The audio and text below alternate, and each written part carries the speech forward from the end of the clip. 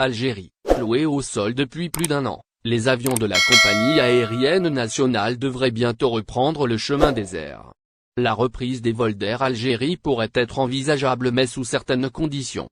Vers une prochaine ouverture des frontières et reprise des vols en Algérie, une hypothétique qui paraît concevable.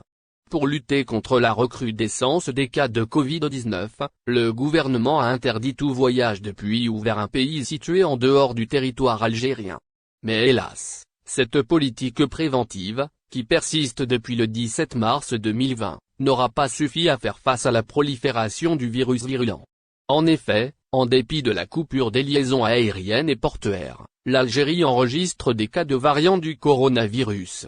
Plusieurs mutants, dont le britannique, nigérian et indien, ont fait leur apparition, ces dernières semaines. Des enquêtes ont permis d'identifier rapidement la source de ces contaminations. Tous ces variants sont donc à l'origine des salariés étrangers dans le pays. À l'instar des surnommées anglaises et nigérianes, la souche indienne a été rapportée dans la wilaya de Tipaza par une personne de retour du Qatar. Celui-ci, rappelons-le, figure sur la liste des pays à risque d'importation du coronavirus et de ses mutations. Vol en Algérie. Des mesures sanitaires strictes pour les voyages spéciaux. Effectivement, le comité scientifique de suivi de l'évolution de la pandémie du coronavirus s'est réuni, ce 9 mars 2021. La réunion s'est inscrite dans le cadre de l'étude des stratégies et besoins sanitaires nationaux. Au préalable, la dite instance a recommandé le durcissement des conditions d'entrée en Algérie pour tout travailleur étranger. Afin d'éviter de patauger dans une troisième vague, le comité préconise notamment l'instauration d'un double dépistage. Cela avant le départ et à l'arrivée sur le sol algérien. L'entité chargée du suivi de la crise sanitaire prône par surcroît une quarantaine obligatoire. Ceux qui viennent d'Asie devraient présenter des PCR de 72 ou de 36 heures.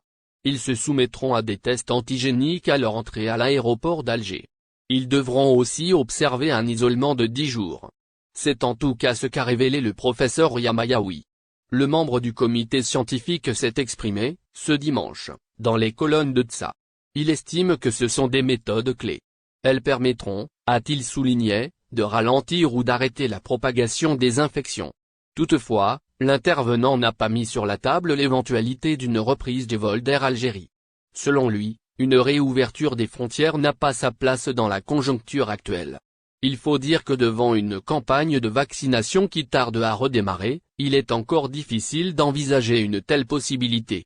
Le décret temporaire relatif à la fermeture des espaces aériens, maritimes et terrestres n'est donc toujours pas. Merci de vous abonner à la chaîne et n'oubliez pas d'aimer la vidéo et cliquer sur la cloche pour recevoir toutes les nouvelles.